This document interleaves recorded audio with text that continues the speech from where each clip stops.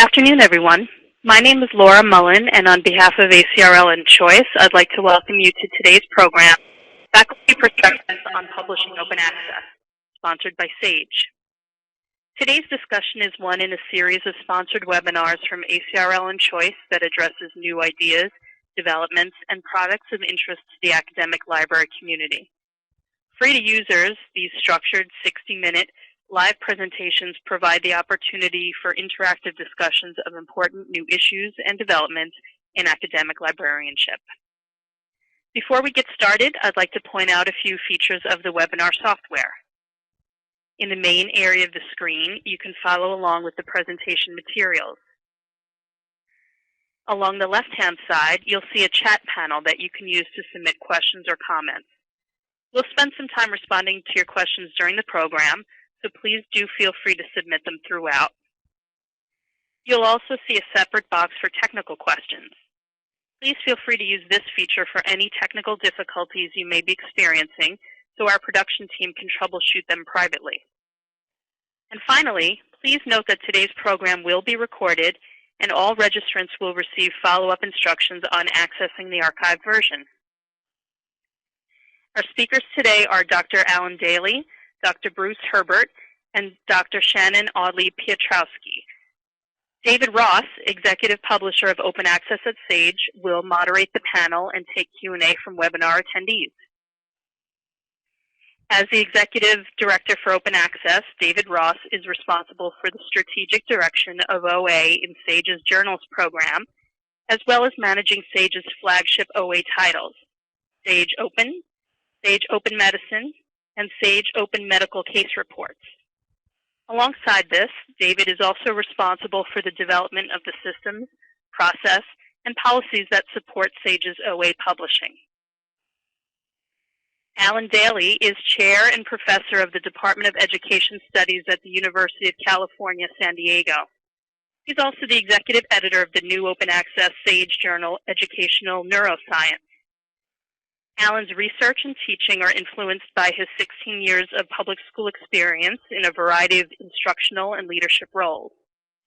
His research primarily focuses on the role of leadership, educational policy, and organization structures and the relationship between those elements on the educational attainment of traditionally marginalized populations. Dr. Bruce Herbert is Professor of Geology and holder of the EOG Teaching Professorship in Geosciences at Texas A&M University.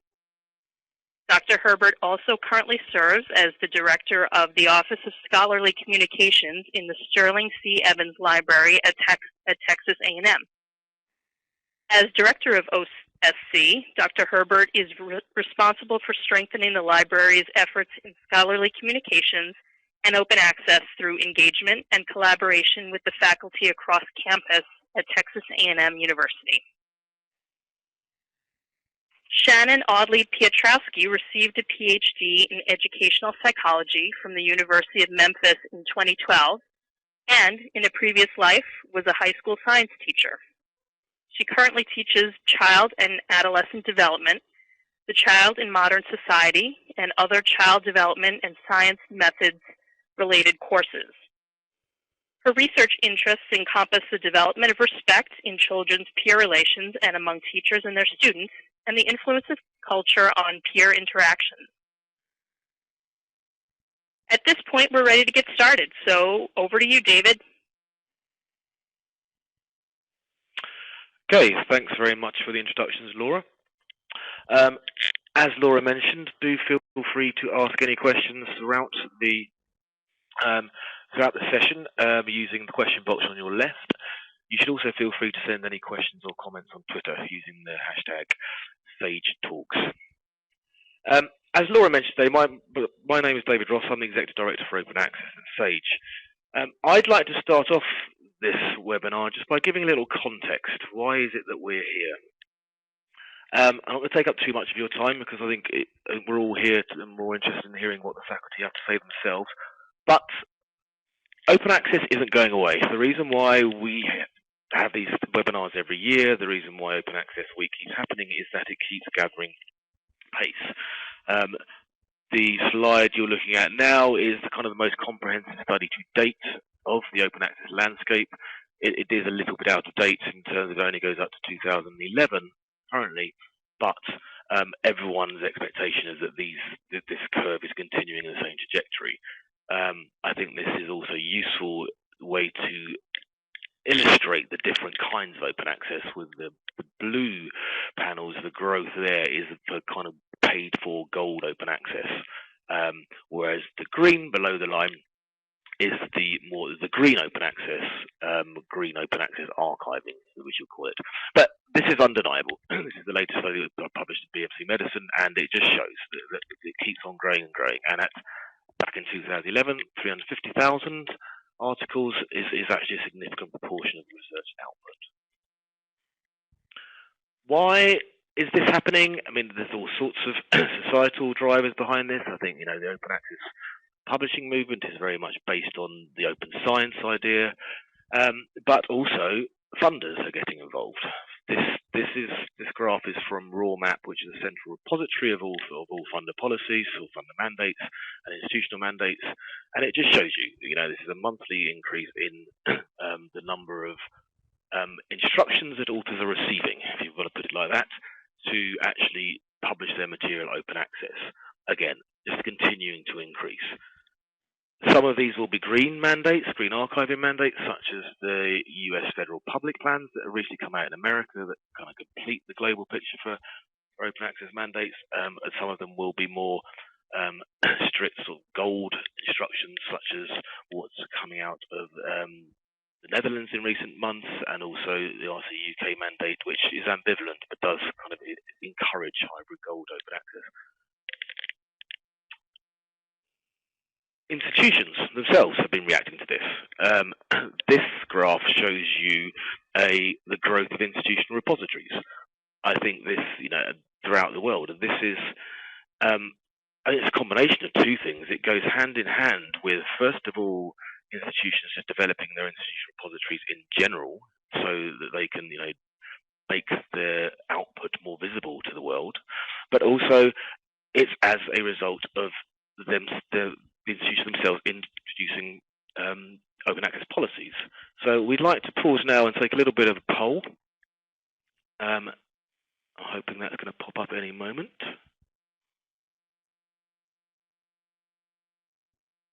Yes, here we are. So we'd just like to ask the audience, just very quickly now, while we wait through this, how many of you actually have open access mandates or policies in your institutions?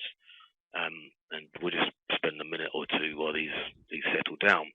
But I'm finding that it's quite interesting. It's quite clear that it's coming out. The vast majority do not have policies in your institutions. So that's perhaps something I think we're going to see increasing over the years. Okay, so moving on to my final slide. I just wanted to make a point about the more negative side of open access. I think we're going to hear about this because it's a key concern of faculty when they're making decisions about publishing open access journals. It's the rise of the so-called predatory open access journals. This is actually quite a depressing piece of research that was only published, I think it was last month or certainly 2 months ago, by Shannon Bjork in Biomed Central's Medicine Journal. But it demonstrates that the number of articles being published in predatory journals has increased an enormous amount over the last 4 years.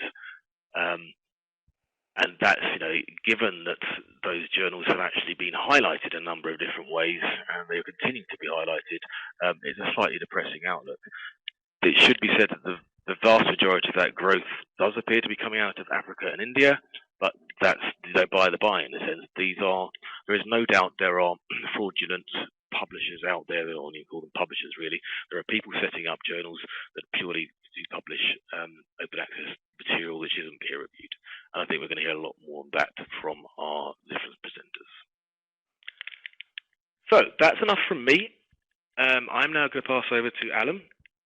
Each of our presenters has got a slightly different view on open access, and Alan's going to give you a view on why open access publishing is the best option, both for the individual researchers and for the scholarly community as a whole. So over to you, Alan. Thank you, David. I appreciate it. Just wanted to offer my greetings to everybody. Thank you for joining us today. I'm calling you from the University of California, San Diego. So I've just put up this slide so you get an idea about the beach that we have next to our university. Just going to let you enjoy that view for a little bit and start off my talk by just saying how much I'm deeply appreciative to primarily to librarians for the really amazing work they do. I consider the places in which you work to be cathedrals of learning and opportunity, and I spent a lot of time as a youth in libraries and on through my graduate studies, and so I think libraries and librarians are incredibly important in our world, and I'd like to give a special shout out to the UCSD librarians as well as my colleagues at UC. So first of all, thanks to all of you for all the great work that you do every day. The second thing I want to get into is this is a picture from the library here at UC San Diego, and if you actually could see it, it looks like a giant spaceship. In fact, it's been used as a spaceship in several films. But as you walk into the library, there are these 4 words: to read, write, think, and dream. And in my way of thinking, this is exactly what this conversation today is about. It's about how we're accessing, how we're writing, who our audience is, and how do we think about and dream about what the future is going to be in terms of open access and our ability to get information out as academics.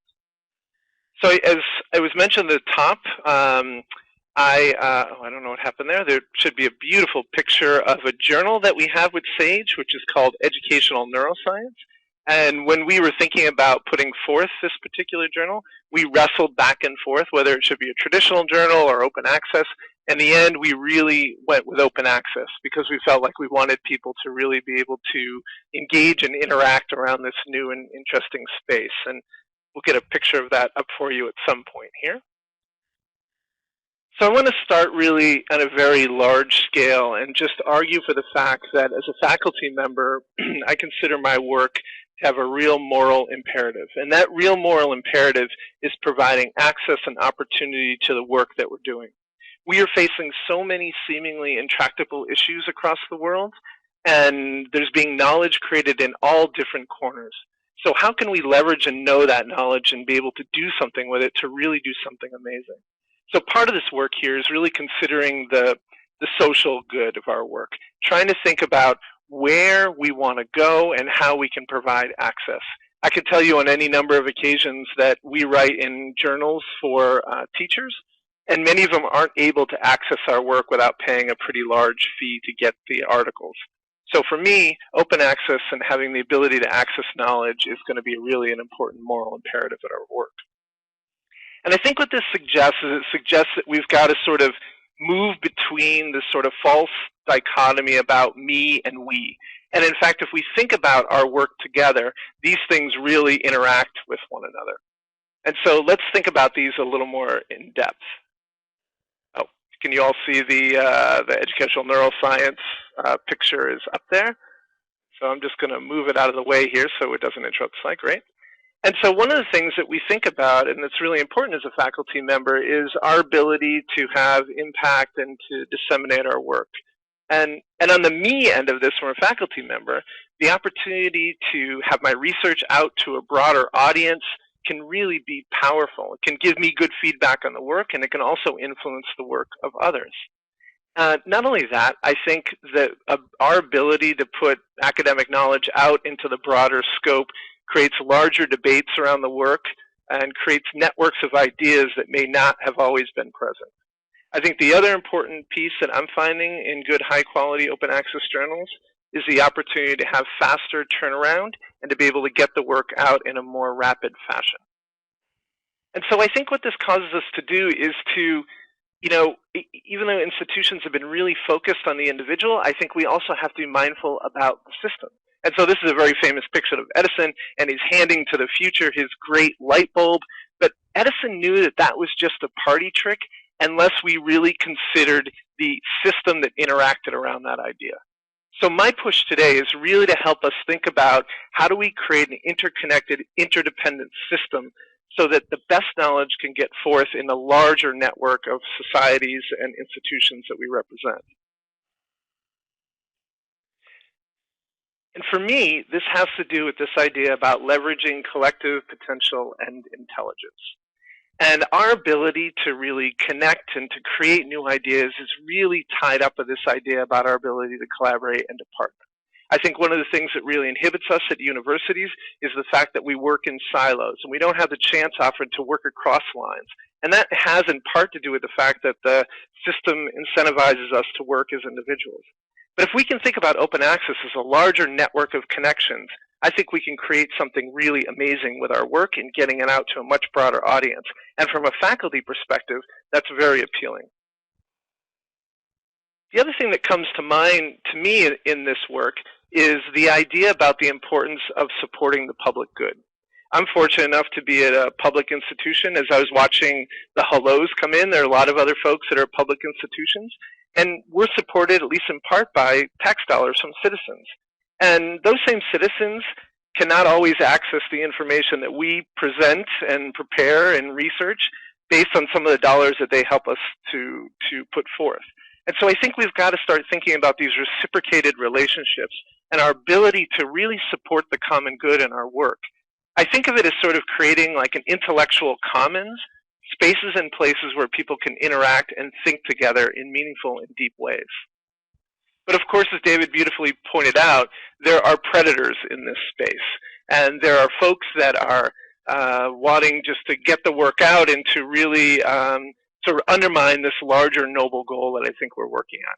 And this is going to take all of us really thinking collectively and having these larger conversations around how do we address these predatory practices. But beyond that, I think we really have to consider incentive systems in higher education. Currently, there's a lot of debate as to how to evaluate open access journals and which ones are high quality, which ones aren't high quality, what counts, what doesn't count. And I think this has to cause us to have these big, wide conversations around interaction with the larger public space. I think we've been really concerned about the rigor of our work, and we also have to be concerned about the relevance of our work. And I know thinking about wider university policies and incentive systems is going to be really critical in this. Finally, I show this picture, and this is from a recent Fulbright that I went to, or was on last year in Barcelona. And this represents the base of a human castle, which I think is a really powerful idea. And for me, it speaks to what we're trying to achieve here and how I think about open access in this big, broad way. So this is the base of a human castle. Let me show you what it's actually creating. It's creating this, which is really pretty amazing. And so if you go to Catalonia and you travel around the villages, you see these human castle competitions, and they're just incredible, amazing things. And when you look at the interaction of people, no one here knows what position you're in or whether you're a doctor or a lawyer. Your contribution to the larger whole is really what's important. And so the question I have for all of us is how do we create interconnected and interdependent systems that are going to enable us to really push the best of our knowledge as far as it can go? How do we really create a global interconnected system of knowledge and research? And I think that's our challenge. And I think librarians are on the front lines of that work. So this, of course, is going to cause us to have to balance tensions. We're going to have to think about issues and pressures around promotion, and you'll hear Bruce talk about that in a little bit. And then we're going to also have to think about this idea about how do we get our work out in a broader way? How do we make fundamental differences in these really important problems that we're all facing? How do we orient our work towards this larger idea about the social good? And in doing this, it's going to take all of us just a moment to really be quiet and to reflect, and to really connect with one another in deep and meaningful ways. So with that, I'm going to turn it back to David, who will then take us to the next step. Great. Thank you very much, Alan. So I have a couple of questions, really. Well, one specific one about educational neuroscience and your decision to whether it should be a subscription or an open access product. And I was wondering how much the fact was that decision was influenced by the fact that it's kind of an interdisciplinary journal, that you're appealing to two very different communities. Yeah, it's a great question, David. So that was a big part of it. The other idea is that we see the open access as providing an opportunity to get in the space in a much quicker way and to have interactions in the space. Because we're sort of mixing two very different fields and we want them to interact and to build off of one another, we wanted to get a larger public dialogue going much quicker than we might be able to do in a traditional subscription-based journal. The other thing that will accompany this is we'll create, as I was sharing earlier, kind of an educational neuroscience commons in which people can interact and share ideas and really make this a larger public conversation. And that was really a driver in terms of our thinking about making this an open access journal. Yeah, and I can agree. As a publisher, that's one of the great benefits of the online-only environment. You can do lots of things around it that that obviously simply wasn't possible in the print environment. That's right. I totally understand your reasonings there. Yeah, and I think on that point, David, I think if we really want to create innovation in different spaces, it's going to take us bumping up against different fields to really think cleverly about this. And knowing that we're building the airplane while we're flying it, we need a lot of different perspectives that are going to help us understand what we're attempting to do. Yes, I agree. Okay, just aware of time. So a more general question for you then. What do you think would be the one big thing that could change this? You're talking about a kind of collective experience to drive forward and drive communication. If there's one pragmatic thing that the academy could do to make that happen, what do you think that would be? I think for me as chair of a department, part of this has to be our educating the larger incentive systems that drive faculty. We're driven to be lone rangers doing our work, which has its place. But the idea in this new open maker space, social space about our ability to collaborate and to connect and to leverage our own social capital, I think is one of the primary drivers we could change. So I really think we've got to start rethinking the way we do our work and systems at larger systems, especially in universities, especially research-intensive universities. Yep, I couldn't agree more. Okay, that's great. Well, hopefully we'll be able to come back to you with some more questions right at the end. But now it's time to move on to our next speaker. So Dr. Bruce Herbert is now going to make a short presentation. And Bruce is going to talk about why some faculty he works with at Texas A&M continue to avoid open access. So the people haven't quite come along the journey yet. Great. So thanks, everybody. My name is Bruce Herbert, and as you heard earlier, I'm a geology professor, and I'm also serving as the director of the Office of Scholarly Communications at Texas A&M University. I've been in that role for about 2 years, and it's been really an amazing journey as I learned far more about libraries and librarian expertise than I ever knew. In many ways, I wish I had known some of this stuff earlier in my career, but you get there when you get there.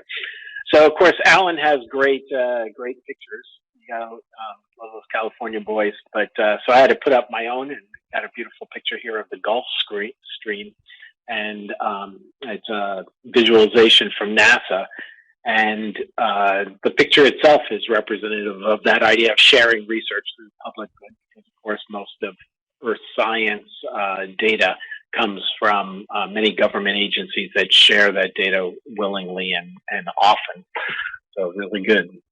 So let's take a look at, as a faculty member in geology, I love the call to arms from somebody as eloquent as Alan. It's just so inviting and interesting, and just it stokes a lot of my colleagues here at Texas A&M to look at open access as a means of getting their work out there. But of course, far more of my colleagues at A&M are really much more pragmatists, and they're really interested in getting promoted and getting tenure and having to worry about that. And there, like profit is to business, reputation is to universities. And so they're constantly talking about how can I maximize my reputation? How do I get my articles and books in the best presses and in the best journals and so on like that. So for many of these people, they need to, they like the idea of open access, but they're worried that it may cost them in some ways. And so we look at that. What's interesting is A&M has started to embrace the second generation of public good. We are a land grant, sea grant, space grant institution, and of course have been using one of the first schools to embrace ag extension in the United States, one of the clearest models of transferring or translating research into practice for the betterment of society. But as ag extension winds down and as we try to look for new models of influencing society and providing public good for all of our research, A&M is still stuck at a loss for how to proceed. We have a pretty interesting strategic planning activity going on here at A&M. It's been a long process and inclusive process and fairly transparent process, and therefore seems to be widely embraced across the university. And of three goals, goal 3 is place the needs of the public good at the forefront of our mission. And they are translating our research for public good or to improve society as one of the key attributes. But the only strategy that we've identified so far to achieve that is patents. And so my team in the library, in the Office of Scholarly Communications, is holding wide ranges of conversations around campus to see if we can get open access to be one of those strategies to meet this goal. When we get down to faculty, it's a really interesting conversation when I have around campus. If we looked at Everett Rogers' diffusion of innovation model, based upon, in fact, data from Indian farmers adopting enhanced varieties of wheat in the 1960s, Rogers identified small percentages of populations that were innovators and early adopters. These are the folks that often respond to call to arms or some kind of argument, much like Alan just made. And I call them my idealists, right? And so anytime I go out into a group of faculty and start talking about open access, I can engage some of them, a small percentage of them, in open access. They're immediately intrigued if they haven't heard about it or are ready to tell me about how they've already embraced the practice in their own scholarship. Far more of my faculty, though, from maybe 50, 60% of the faculty, are pragmatists.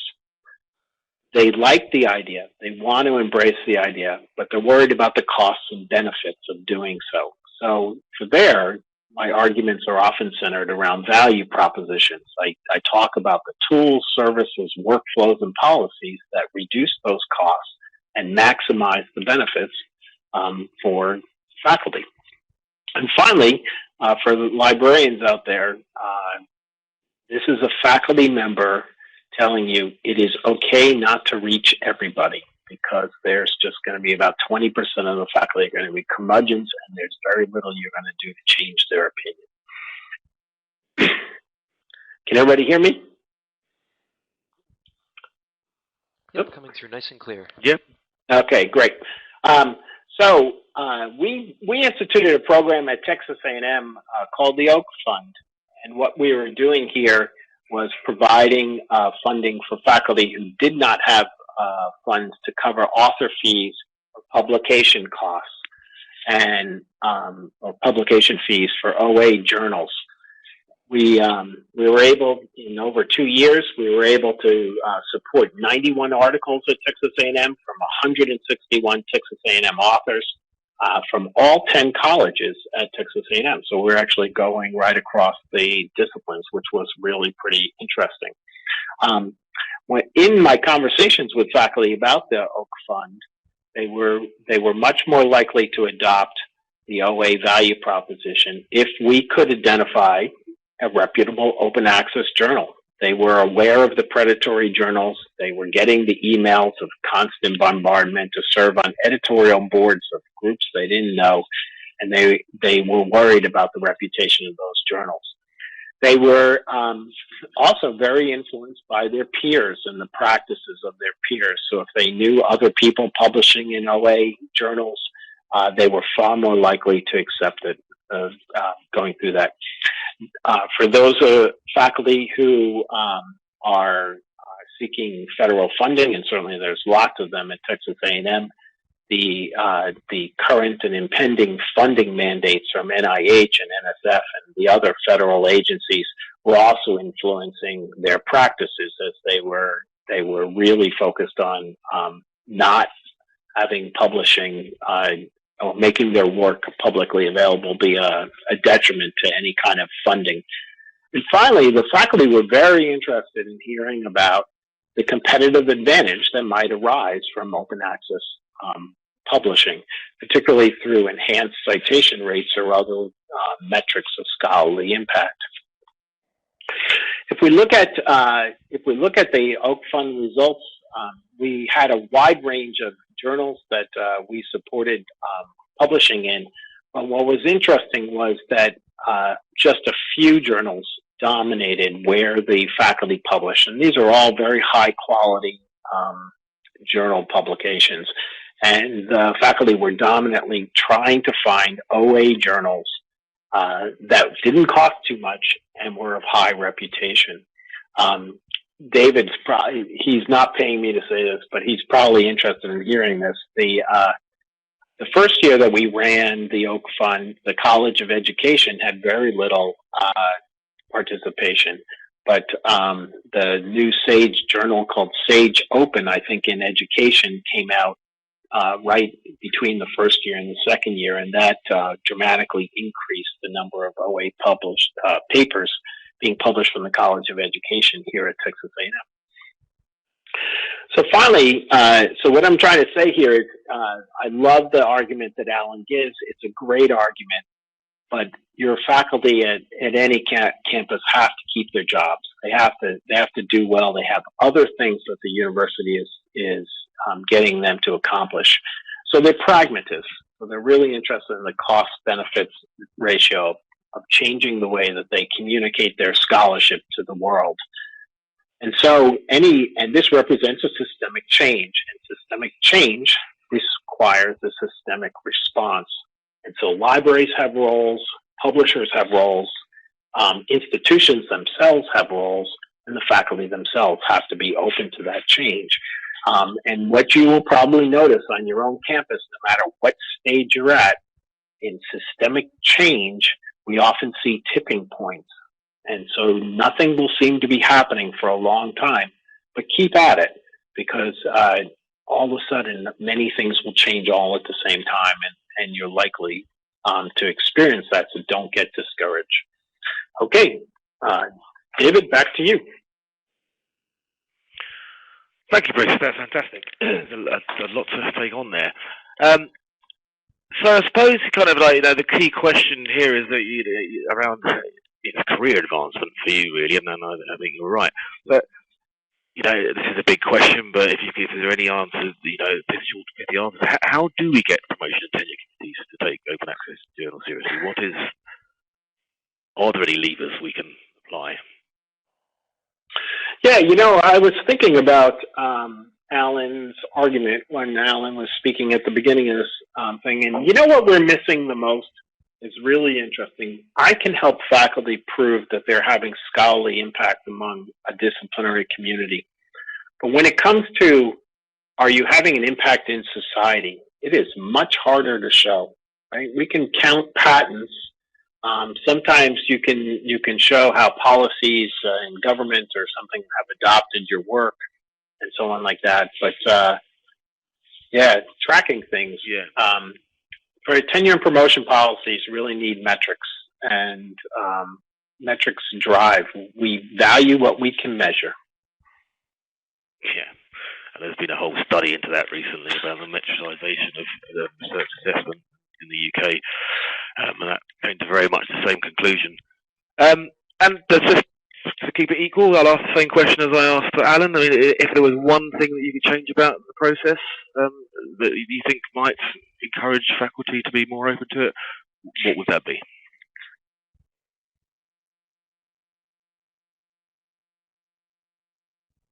Hello? Are you on mute, Bruce? I'm there. I'm here. So. Your question was for Alan, though, right? No, it's you. No, the same question I posed to Alan. It was, yeah, if you change this as one thing you can change, what would it be? Sure.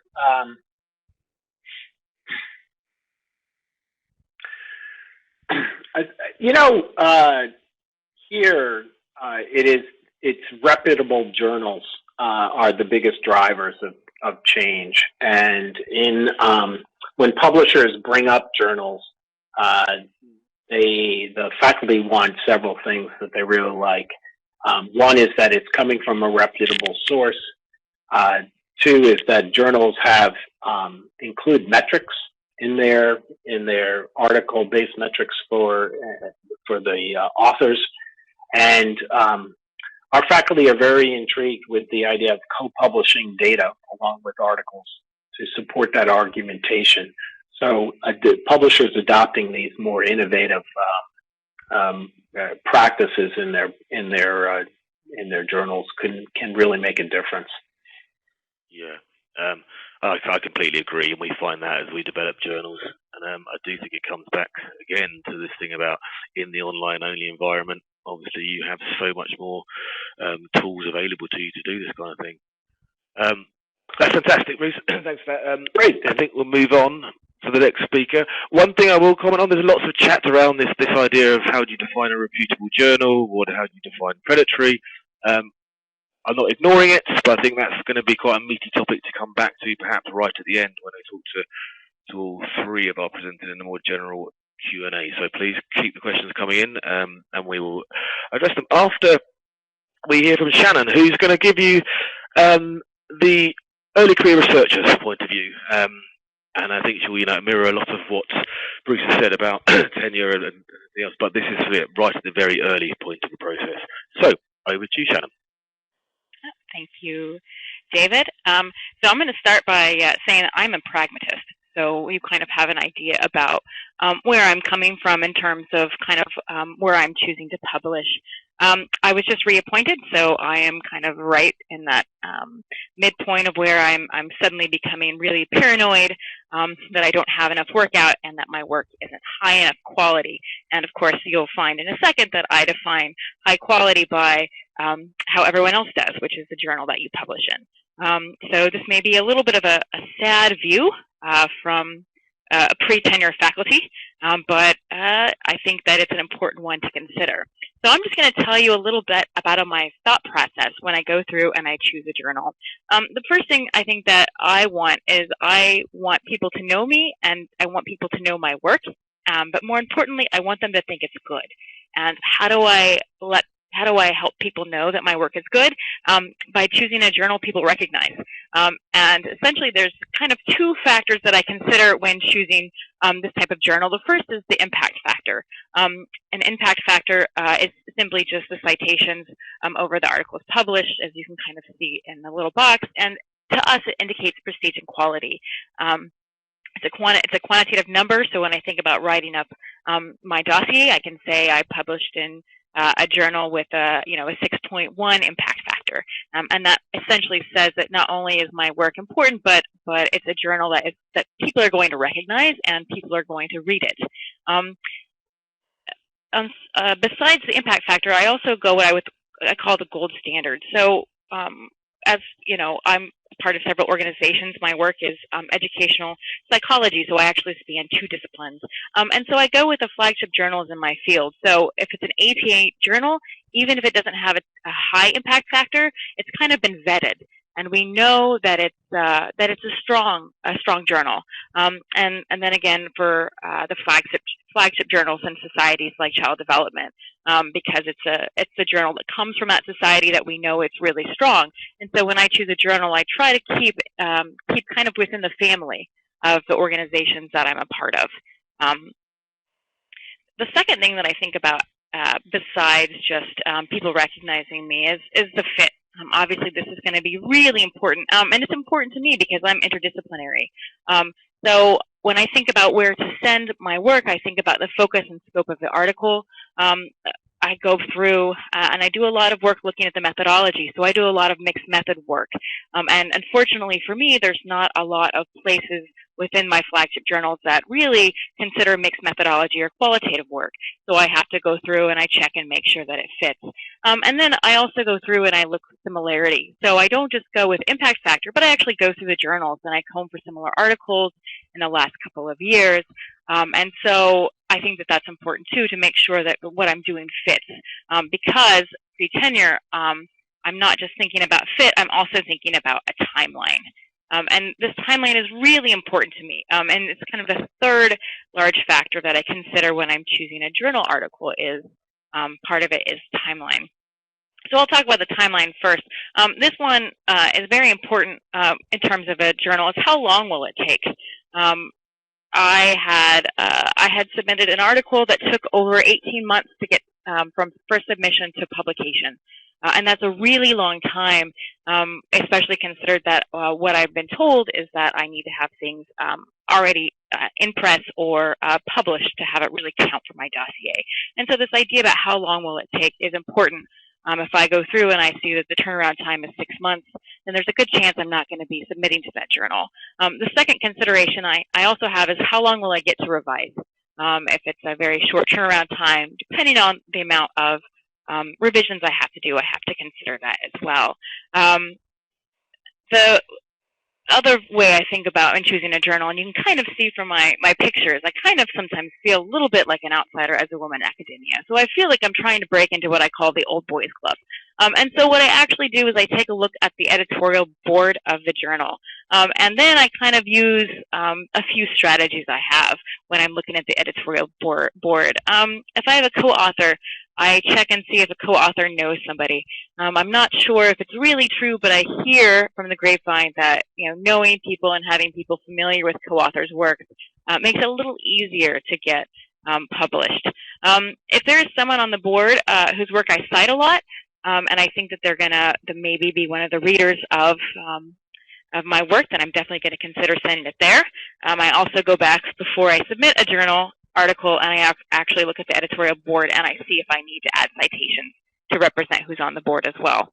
I also think about if there's someone there that I want to see my work as a way of kind of reaching out and getting my exposure and making sure that what I am doing and saying is exposed to the right people. And then I also kind of think about, if I'm thinking about who's going to write me review letters for my dossier, is there someone that's going to be willing to review for me? Is there someone of importance? I'm thinking about more exposure. And so I really take a look at the editorial board. So it's not just necessarily the journal and its reputation, but who is on there and are they part of my scholarly community is a way that I think about that in terms of the people and time. And then finally, one of the things I think about also when choosing a journal is quantity versus quality. And I think this kind of talks to a lot of what people have been talking about with these hidden ideas about kind of the tenure process and why we have these predatory journals, because part of the tenure process is this elusive number that you're trying to reach. So when I think about choosing a journal, I go through the journal and I know that if I choose a higher quality journal, defining by quality that for me, I suggested before, it's the impact factor, it's a part of my research community there. Then what I do is I'll have one large study. If I am worried about numbers, then I can break it down into two smaller or okay reputable journals.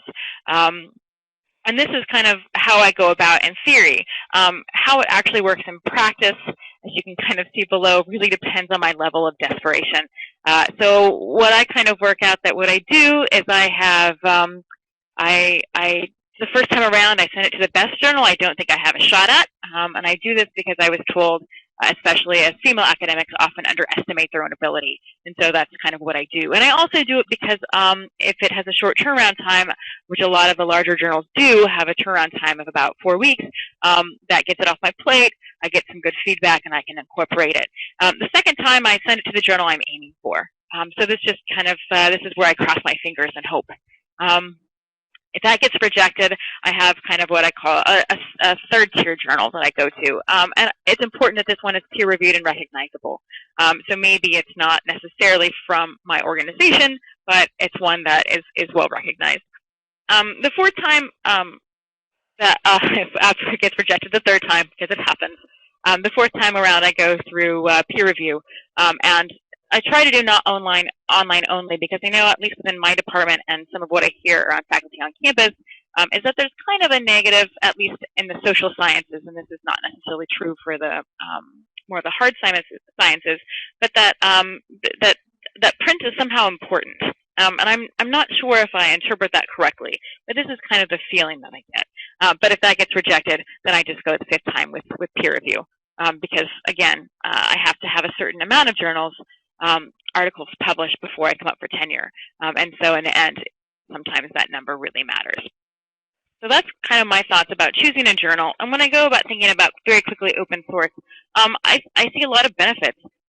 There is immediate access to my work. Lots of people can read it. As someone that's interdisciplinary, open source could provide bridging a gap that's not present in kind of the current organizations that I'm a part of. It's also quicker turnaround time. And that's really important too. As I get closer and closer, as my clock is ticking away, I really need to have those published and having people read them, because it's not going to help me to have all of my publications come out the year I go up for tenure. I need people to know me and know my work. But on the other hand, I have a lot of worries, and that keeps me actually from sending things to open source.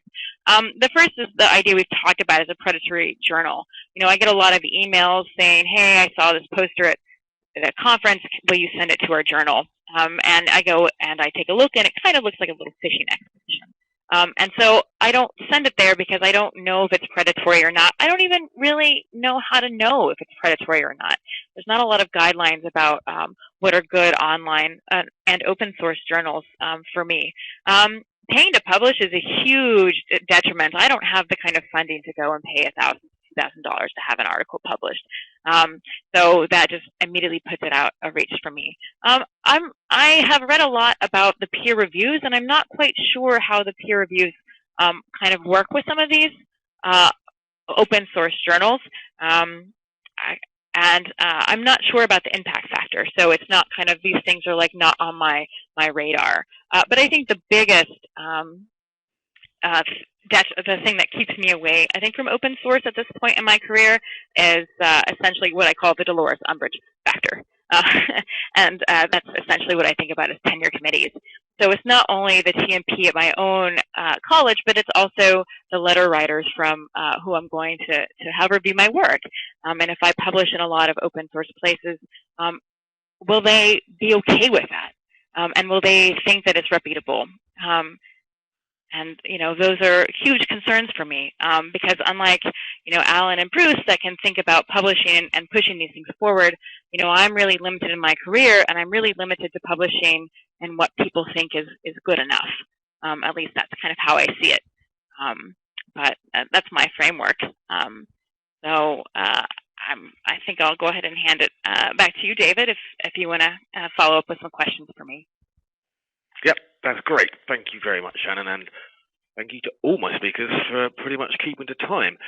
So a couple of questions specifically for you, and then we'll go into a general O&A, and I think clearly we're going to return to this whole idea of how do you know if a journal is reputable or not. But before we do that, you mentioned turnaround time as being very important to you, particularly as you go through your list. How would you actually assess that? Because that's not something that's generally commonly available in journals. How do you know how long a journal takes to turn around your manuscript? Or is it just through experience? So there's two factors. There's my own personal experience, and then I ask around. So before I send something off, I either ask co-authors or I ask people that I know have published in that journal, and I say, hey, how long did it take to get back with you? Were there any journals that took, you know, a huge amount of time? And so I really go through peer networks of other faculty to kind of get my information. Yeah, that makes sense. I mean, obviously some journals do publish the peer review times on individual articles, but yeah, I guess it makes the anecdotal is as useful as that. And the same question that I asked all the audience, all the other sort of panelists, was if you could change one thing, what would that be? Oh, I think that taking to change the attitudes. Yes. I think I would. I think it would take for younger faculty. I think that the older, more established faculty would accept it, and would also publish in open source journals. I think that would open up, and it would say that it's okay for us to publish. So lead by example, in other words. Yeah. Right. Yeah. Okay, that's great. Thank you very much, and thank you to all my speakers. So, I think we need to come back to this this idea around predatory journals. I'd like to hear from each of the panelists. I mean, obviously, we've only got a short period of time, so I'd like to take a couple of other questions. But if each of the panelists could actually just give an outline of how they go about assessing whether a journal is reputable or not. And then I'll share some thoughts about, from an industry point of view, how you can check that. And I'm guessing this conversation, given the audience of this webinar, being mainly librarians, they're looking for ways to actually advise their faculty on how to identify. So perhaps we just go through in turn, starting with you, Alan. If you can just kind of give a very quick rough idea of how you'd go about identifying whether a journal is reputable or not. Yeah, I'll be very quick about it because it sounds like Bruce's institution has a really nice process for doing that. I just want to make one quick point and then I'll answer the question. To me, this is an issue about leadership, and unless we can start having these dialogues at the leadership level, it's going to be really difficult for us to make the change. And it just bums me out that junior faculty remain so concerned and so worried about this, and I think that fear has an inhibitory effect on their work. So I really think that this is a leadership issue at institutions, and we need to take a leadership role in making this happen. Enough already, and let's move beyond the trying to convince people, and let's confirm those that understand and move forward. In regard to establishing predatory journals, I have one general sense, and I know Bruce will be much more eloquent about this. If they lead with it'll only cost me X amount of money to get my thing published, then I have some real concerns about it. In addition to who comprises their editorial board. So for me, that's it. Yeah, that's great. I mean, I do think there's a slight problem with the editorial board issue is that quite often the really fraudulent journals are just hijacking people's names. But yeah, that's it. You're right. If this should never be about money. So in that regard, so yeah, that's a very good indicator. Great. We'll pass the question on to you, Bruce. Sure. So going around campus, when I talk to faculty in small groups or individually, and they indicate they're not aware of any OA journals, I am often then working in disciplines that I don't know much about. And so when we're looking for a reputable journal together, I'll go and search for an OA journal in a particular topic, and then together we often look for the authors that are publishing in that journal. Do they know that community? Are they peers? It's very much what Shannon talked about in her assessment of journals. We look at whether the articles themselves are generating citations and who is citing those papers. Is it, again, part of the community that the scholar at A&M wants to belong to and be known by? We often look at research topics. A lot of the weird predatory journals seem to come in with the strangest collection of articles you've ever seen. They're all over the place, and so we look at the topics that are published. And then finally, we always go back to the organization. And so we look at nonprofit professional societies. We look at publishers like Sage or other groups that have a reputation for having reasonable products. I can tell you in the earth sciences, the OA journals that existed even as short as 2 years ago were very few and far between. Really didn't know much about their reputation, and you saw very little uptake in my college. But the American Geophysical Union, a professional society, the largest one in the world, made a strong push to creating several OA journals, and that really unleashed publications in OA venues by my faculty here at A&M. Go ahead, David. I was just going to say, and do you maintain this as a list once you've made all this internal list? No, yes, right. Right. What's the library response to that is create a live guide, right? No, it changes so quickly. It's really an amazing thing. And then, of course, I am working across campus, so I am in all kinds of disciplines, performance studies, and then the next minute I'm in ag engineering and so on. So I couldn't do that. What I do is I have these criteria and I lead the faculty through their own evaluation. I just go, well, let's look at the authors. What do you think? Are these people you want to be known, associated with, right? And that kind of things. So it's author, citations, the research focus of the journal, and the organization publishing it. Okay, that's great. That's really useful. And just coming back to you, Shannon, finally on this question. Is there anything else you'd like to add to that? And from your point of view, you do slightly differently because an early career researcher? I think that, I kind of addressed it a little bit. The other thing is, it's not just who's on the editorial board, but, who also publishes in the journals. And I do follow people on, like academia.edu and some of the online networking sites for researchers. And so when I do see someone whose work I admire and I follow publish in a journal, that kind of tells me that that's an okay place to publish. And I do a lot of what is reputable just kind of through peers for me. Great.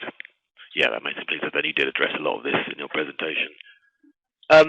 Okay, we are running out of time. I'd just like to point out a couple. There are some sources that people can go to on this. Some people mentioned in the chat room. The Directory of Open Access Journals is becoming an even more selective service. They are putting all the journals that are in their database through some quite stringent assessment tests to make sure to protect against this. So that's one place you can go. And OASPA itself, the Open Access Scholarly Publishers Association, if they're a member of OASPA, they've been through a very, very stringent process to prove that they're legitimate publishers. Now, in a sense, both of those are white lists, as in they don't exclude, and then you do have the eponymously named Beals list, which is kind of the blacklist, which is these are people you shouldn't publish in. I would caution against using that without any other verified sources, because it is a very useful starting point, but you do need to dig in a little bit deeper there. And then finally, there's been a cross-industry initiative that's just been released last week called Think, Check, Submit. So if you check out thinkchecksubmit.com, and you will find all sorts of information, but in essence, that provides a list of checkpoints that authors should go through to think about what journal check they're doing this, and then before you submit your work. So I think we'll follow up on a lot of this in the blog that will be written following this seminar, where I'll direct people to these kind of sources. But there are sources out there that you can point to. One final question is going to have to be real quick, but it's something that interests me. It's around the licensing. Do any of the panelists have any particular concerns about Creative Commons licensing? There are very many flavors of this, and certainly there seems to be more concern about non-derivative work, shall we say, in social sciences. But very quickly, Alan, do you think they're useful, or do you think that we should be, you say, to the society benefit, should it be opening up more widely? Yeah, of course, I think they're useful, but there's a bunch of caveats that I think that we've outlined really well. Again, I think the more that we're interacting around ideas and ways that people can access information, the better off we're all going to be in terms of some of these really pressing social issues we're dealing with. And Bruce, do you have any views, particularly one way or Sure, absolutely. Here at A&M, we have an analogous conversation around sharing research data.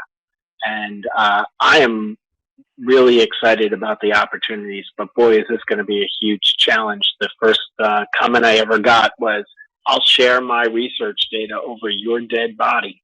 And I said, okay, uphill climb there.